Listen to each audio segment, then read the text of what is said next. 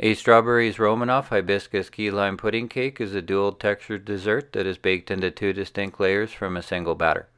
A light fluffy key lime sponge cake on the top and a rich gooey hibiscus tea sauce on the bottom.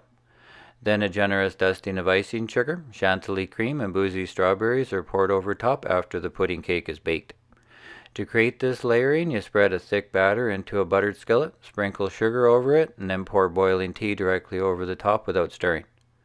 The baking magic happens as the dish heats up. The heavy liquid sinks to the bottom as the cake batter expands, bubbles up, and floats to the top. This recipe is scaled to fit a 4-inch cast iron skillet.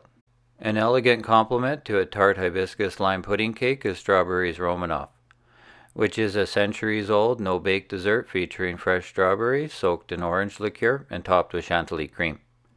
Dice 20 grams of fresh strawberries and toss with 5 grams Grand Marnier, then let the mixture macerate together for at least a half hour. To make the cake batter, scale the dry and wet ingredients separately. In a small bowl, rub 2 grams key lime zest into 15 grams sugar until fragrant. Sift and mix in 20 grams flour, 1/4 teaspoon baking powder, an eighth of a teaspoon cinnamon, and a pinch of salt. In a small mason jar, mix 15 grams milk, 10 grams melted butter, a splash of vanilla extract, and an egg yolk. Then fold the wet ingredients into the dry ingredients, being careful not to overmix, and spread onto the bottom of a buttered skillet. To make the sauce topping, brew some hibiscus tea. The cold brew method lessens the natural sour bite of hibiscus tea. Heat 30 grams of tea to scalding, sprinkle 10 grams brown sugar over top of the batter, and pour the tea over a spoon onto the batter to avoid the hot liquid creating a hole in the center of the pudding. Then bake in a 350-degree Fahrenheit oven for 15 to 20 minutes.